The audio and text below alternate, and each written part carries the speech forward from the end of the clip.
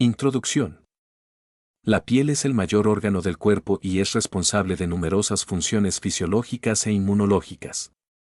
Pesa 3 a 4 kilogramos, 6 a 7% del peso corporal y mide 2 metros cuadrados. En comparación, el músculo representa el 40% del peso corporal, la grasa, el 15 a 25% y el esqueleto, el 14%. Es la barrera para las sustancias exógenas, las lesiones físicas, químicas y patógenas, retiene agua y proteínas endógenas, regula la temperatura corporal, y es el órgano sensorial donde se localizan 4 de los 5 sentidos. Es uno de los componentes principales del sistema inmunitario y tiene gran importancia estética y psicosocial. La semiología de la piel comprende su estudio en totalidad, no deben olvidarse el cuero cabelludo, los pliegues interdigitales, submamarios, retroauriculares e interglúteos, el conducto auditivo externo, las uñas, la boca, el glande y la vulva, y la porción externa del ano. Claves del diagnóstico dermatológico. El diagnóstico es un desafío de la mente que debe efectuarse siempre antes de la indicación terapéutica.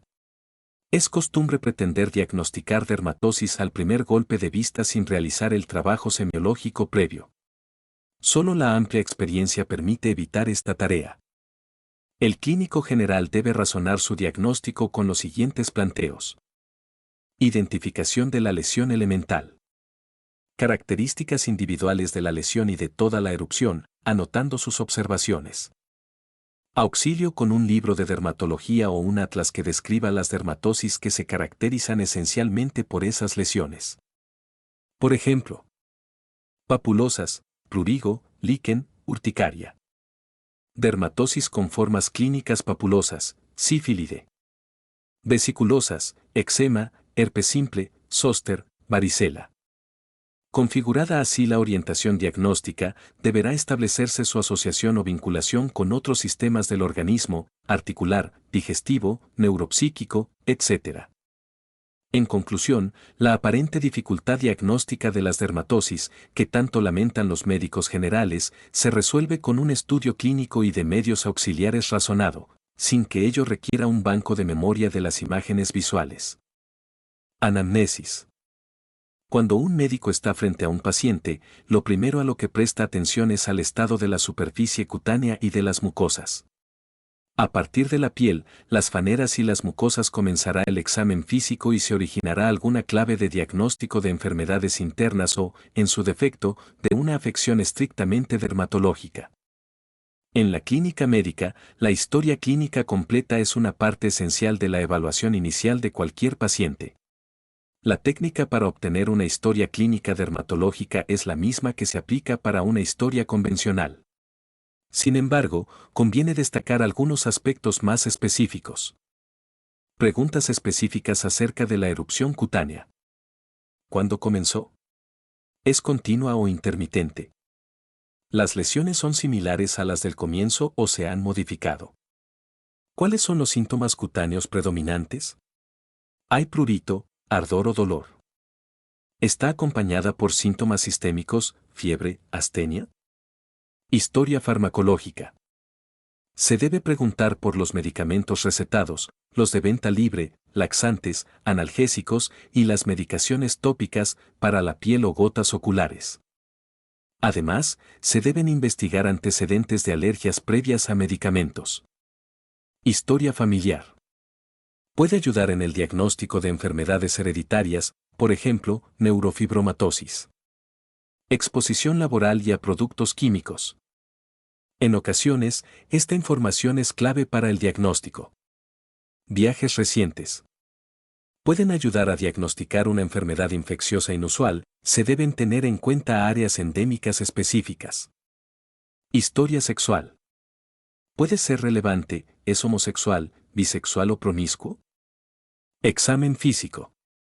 El examen del paciente desnudo se facilita con una buena iluminación, variable en intensidad y ángulo, con luz natural o eléctrica de día y una temperatura agradable, 20 grados centígrados o mayor.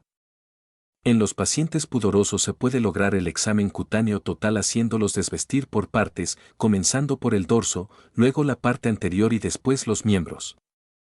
La inspección debe hacerse tanto a distancia como en la cercanía de las lesiones. Estas deben ser examinadas a simple vista y con el auxilio de una lupa con una magnificación aproximada de 2,7 aumentos. Es preciso palparlas y frotarlas. El examen del paciente acostado y de pie permite acentuar algunas dermatosis con componente vascular. La inspección comprende evaluar topografía de las lesiones, simetría, zonas expuestas a la luz solar. Distribución, localizada o generalizada, agrupada o lineal, confluente o herpetiforme. Forma, redondeada, oval, anular, circinada, policíclica. Tamaño, bordes, contornos, límites, superficie, color y aspecto, polimorfo, monomorfo o pseudopolimorfo. La palpación proporciona una información muy útil acerca de la profundidad de las lesiones, su textura, extensión y fijación hacia estructuras subyacentes como el hueso, o si están libres en el tejido celular subcutáneo. Lesiones elementales. Son la clave para el diagnóstico correcto de una enfermedad cutánea. Comprenden una serie de lesiones que, por su presentación, se pueden clasificar en primarias, cuando aparecen sobre piel sana. Secundarias, cuando asientan sobre piel previamente lesionada. Combinadas, cuando en una misma enfermedad se asocian las dos anteriores. Lesiones elementales primarias. Mácula. Es una mancha donde se visualiza un cambio de coloración sin que haya alteraciones en el relieve, depresión, espesor ni consistencia. Las alteraciones se pueden producir a nivel vascular cutáneo o por depósitos de sustancias pigmentarias en la epidermis o en la dermis. Por esa razón, se las divide en máculas vasculares y máculas pigmentarias. La diferencia semiótica entre una mácula vascular y una pigmentaria es que, al realizar la vitropresión, esta última no desaparece. Cuando el eritema cubre grandes extensiones de la piel, se lo denomina exantema. El exantema puede ser morbiliforme, tiene zonas de piel sana dentro del eritema, y escarlatiniforme, toda la piel está comprometida en la zona del eritema. El enantema es la localización mucosa del eritema. Escarlatiniforme, toda la piel está comprometida en la zona del eritema. El enantema es la localización mucosa del eritema. Pápula. Es una elevación circunscrita de la piel, de consistencia sólida, tamaño pequeño, 0,5 centímetros de diámetro, y superficial. Su resolución es espontánea y no deja cicatriz. La pápula puede clasificarse por su ubicación topográfica en la piel o por su mecanismo de producción. Vegetación. Constituye una proliferación de las papilas dérmicas que se proyectan por encima del nivel de la piel. Ejemplo, condilomas acuminados. La verrugosidad es una vegetación con un aumento de la capa córnea. Ejemplo, verrugas vulgares. Nódulo. Es una lesión de consistencia sólida, mayor de 0,51 cm y de localización profunda, hipodermis. Predomina la profundidad y no la extensión. Es más palpable que visible. Ejemplo, eritema nudoso. Tubérculo o nódulo superficial. Tienen consistencia sólida y son circunscritos. Se ubican semiológicamente entre las pápulas y los nódulos. Están localizados en la dermis. No se resuelven de forma espontánea y dejan cicatriz o atrofia secundaria. Pueden ser agudos o crónicos. Ejemplo, forúnculo y lepra lepromatosa. Gomas. Constituyen una variedad de nódulos. Su evolución consta de 4 periodos: crudeza, reblandecimiento, ulceración / diagonal, evacuación y reparación cicatrizal. Ejemplos: escrofulodermia, gomas de las micosis profundas. Tumor. Es una neoformación no inflamatoria, superficial o profunda, de tamaño variable, de consistencia sólida o de contenido líquido, con tendencia a persistir y crecer indefinidamente. Ejemplos: epitelioma vasocelular, quiste epidérmico. Vesícula. Cavidad de contenido líquido y de pequeño tamaño, 5 milímetros. Son multitabicadas y están situadas en la epidermis. Su contenido puede ser seroso, hemorrágico o purulento. Su mecanismo de formación puede ser espongiosis, edema intercelular. Ejemplo, eczema. Degeneración balonizante y reticular, las células se hinchan y se separan unas de otras. Ejemplo, herpes zóster. Ampolla. Cavidad de contenido líquido, de mayor tamaño, 5 milímetros. Son uniloculares y se encuentran en la epidermis. Su contenido puede ser seroso, hemorrágico o purulento. Se forman por dos mecanismos. Despegamiento superficial, subcórneo. Ejemplo, impétigo.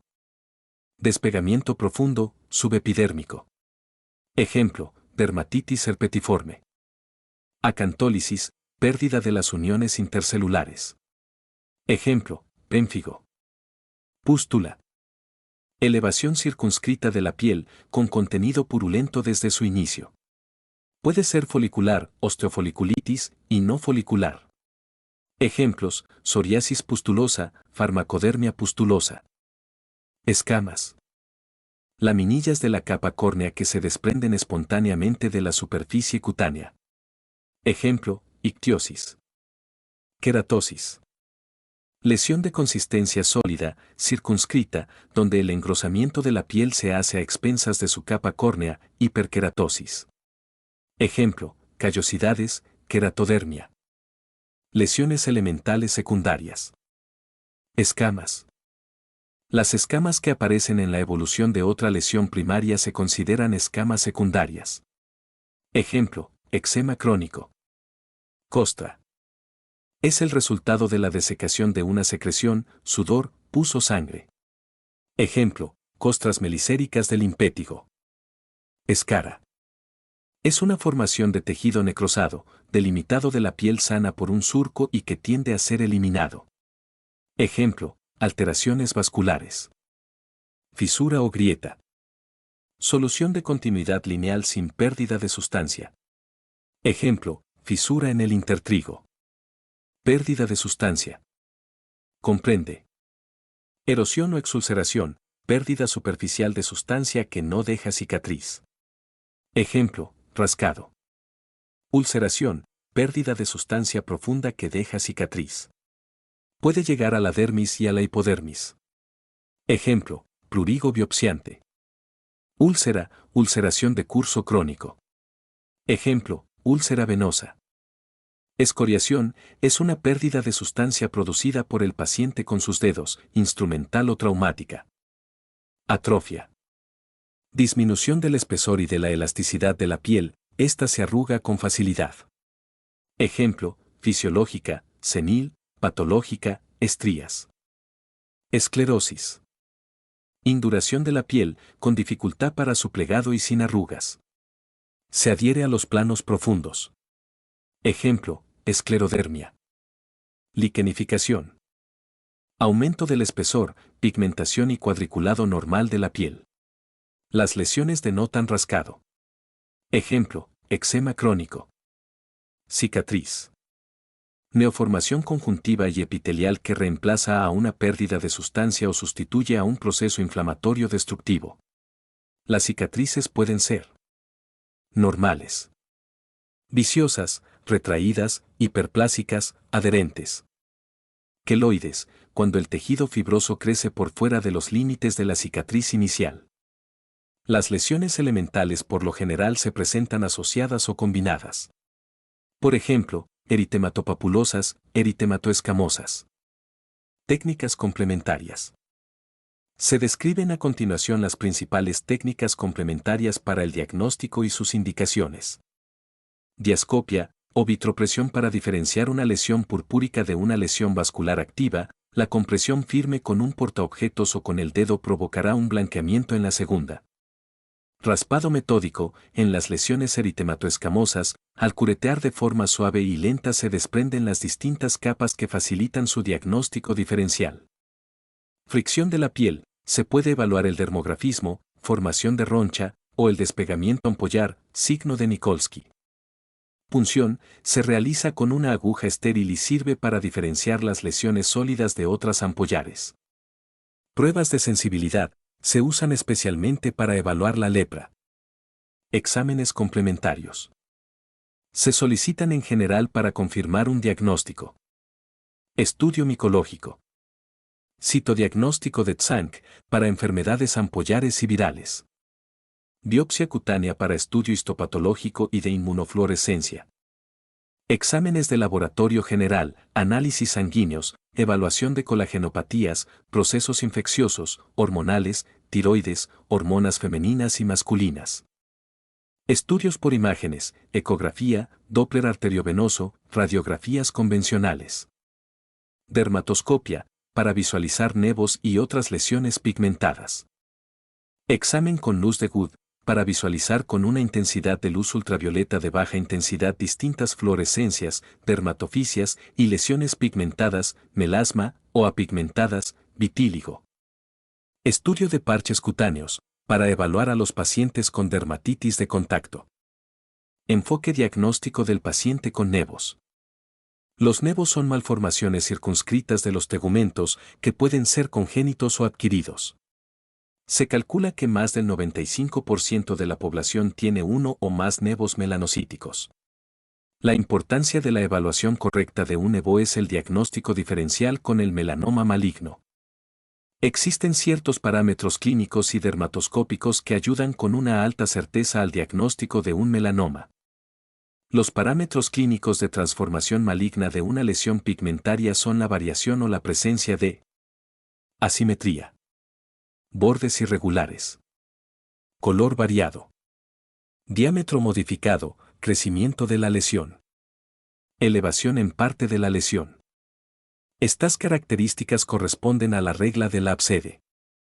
El control de los nevos deberá ser realizado por el dermatólogo 2 veces al año, antes y después del verano. En todos los casos, se aconseja el autoexamen cutáneo por parte del paciente y la fotoprotección. En los casos de gran cantidad de nevos de características atípicas, de localización difícil para controlar o con alta presunción diagnóstica de melanoma maligno, se aconseja realizar la extirpación de una o dos lesiones para su estudio histopatológico. No se recomienda la extirpación profiláctica de todos los lunares, sino su control estricto por parte del paciente y el dermatólogo. Enfoque diagnóstico del paciente con prurito. El prurito es un síntoma frecuente en la consulta dermatológica. Puede ser localizado o generalizado. Por lo común, el prurito localizado responde a una enfermedad dermatológica y el generalizado puede corresponder a una manifestación primaria de una enfermedad sistémica. Anamnesis y examen físico. El interrogatorio es fundamental para orientar el diagnóstico correcto. Algunas de las preguntas claves que deben hacerse al paciente son: ¿hace cuánto tiempo que tiene picazón? ¿Días, semanas? ¿Qué sensación le despierta? ¿Quemazón, ardor? ¿Le pica en una zona en particular o es generalizado? ¿Alguien más de la familia o contacto cercano tiene prurito? Orienta hacia una escabiosis. ¿El prurito es continuo y no le permite conciliar el sueño? Orienta sobre la gravedad, intensidad y grado de compromiso. ¿El prurito lo despierta a la noche? Orienta hacia una enfermedad sistémica. ¿El prurito aparece cuando se ducha, o cuando hace calor, o cuando tiene sequedad de la piel? Puede orientar hacia policitemia vera, prurito acuagénico, atopia y cerosis. ¿Está tomando derivados opiáceos, antipaládicos o fármacos que pueden generar colestasis? ¿Tiene antecedentes de atopia o alergias? ¿Tiene alguna mascota en su casa? ¿Está en contacto con plantas? El primer aspecto que se debe evaluar en un paciente con prurito es comprobar la presencia o la ausencia de lesiones cutáneas. Estas podrán ser específicas de una dermatosis determinada o inespecíficas debido al rascado crónico. En este último caso se deberá evaluar la posibilidad de una enfermedad sistémica.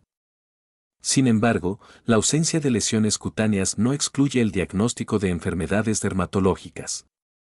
Los pacientes atópicos pueden tener periodos sin lesiones cutáneas y la atopia puede manifestarse solo con prurito. Otras veces, las lesiones son transitorias, como en la urticaria, y el prurito es constante. Otro aspecto para tener en cuenta en el prurito generalizado es su duración. En las formas crónicas y en ausencia de lesiones cutáneas específicas, como ya se mencionó, se deberá plantear la posibilidad de una enfermedad sistémica. Las lesiones cutáneas inespecíficas secundarias al rascado, como la liquenificación y la hiperpigmentación, revelan cronicidad. El patrón temporal del prurito es importante. El prurito nocturno es distintivo de la sarna y el diagnóstico de certeza se realiza al comprobar las lesiones características como los nódulos, los surcos en los espacios interdigitales y las lesiones papulosas en las axilas, los pezones, el pene, las muñecas y el pliegue subglúteo. El prurito generalizado que aparece después del baño se ve muy a menudo en pacientes con policitemia vera. El prurito constante diurno y nocturno es característico del linfoma de Hodgkin. En este caso, el examen físico estará dirigido a la búsqueda de adenomegalias y hepatoesplenomegalia. La periodicidad de la aparición del prurito también orienta el diagnóstico etiológico. La cerosis cutánea es más manifiesta en otoño e invierno. Otros signos indirectos que revelan la intensidad del prurito se observan en las faneras, como la presencia de uñas brillantes y pulidas. En el cuero cabelludo o en las zonas con vello, brazos, piernas, el tallo del pelo puede estar fracturado a distintos niveles. Exámenes complementarios. La solicitud de exámenes de laboratorio se orientará según los hallazgos del interrogatorio y el examen físico. Si hay una alteración específica, se focalizará el estudio en esa dirección. El estudio histopatológico no ayuda al diagnóstico etiológico del prurito, sino que revela los cambios histológicos provocados por el rascado. Enfoque diagnóstico del paciente con exantema. La presentación de un paciente con lesiones eritematosas confluentes en el tronco puede adoptar en general dos patrones. Exantema morbiliforme, cuando hay espacio de piel sana. Exantema escarlatiniforme, cuando toda la superficie cutánea está comprometida. Una vez establecido el diagnóstico del síndrome de la afección cutánea, es imperativo seguir la evolución de las lesiones. Muchas veces, en el transcurso de los días aparecerán las claves diagnósticas que orientarán sobre la etiología del exantema. La anamnesis es importante, pues algunos elementos sugerirán el diagnóstico causal, por ejemplo, la prevalencia estacional de ciertas enfermedades infectocontagiosas, la edad del paciente, el antecedente de viajes, la ingesta de medicamentos o la historia de reacciones previas similares, cuadro 22-6. El primer paso del examen físico será determinar el grado de compromiso general del paciente y, fundamentalmente, si tiene fiebre o no. Asimismo, comprobar la presencia de lesiones en las fauces. Así, existen exantemas morbiliformes infecciosos sin fiebre o con fiebre moderada, como los exantemas por enterovirus o secundarios a medicamentos o enfermedad del suero. Si la signosintoinatología está acompañada por adenopatías occipitales o retroauriculares, puede tratarse de una rubéola. Si el paciente tiene fiebre alta, mayor de 39 grados centígrados, y presenta lesiones en la mucosa yugal, manchas de Koplik, el diagnóstico es de sarampión. En cambio, si el exantema tiene aspecto escarlatiniforme, acompañado por faringitis y lengua aframbuesada, el diagnóstico clínico es de escarlatina. Existen cuadros de SOC asociados con un exantema, como en el síndrome del SOC tóxico o en el síndrome de la piel escaldada. Los diagnósticos clínicos pueden confirmarse con estudios de laboratorio relativamente sencillos. Se puede solicitar la determinación de IgM o IgG para rubéola, sarampión, parvovirus B19, prueba de ELISA para HIV y serología para sífilis. También, realizar el hisopado de fauces y la determinación de los títulos de antiestreptolicina o, confirma la escarlatina. Muchas gracias por escuchar hasta el final, suerte en los exámenes.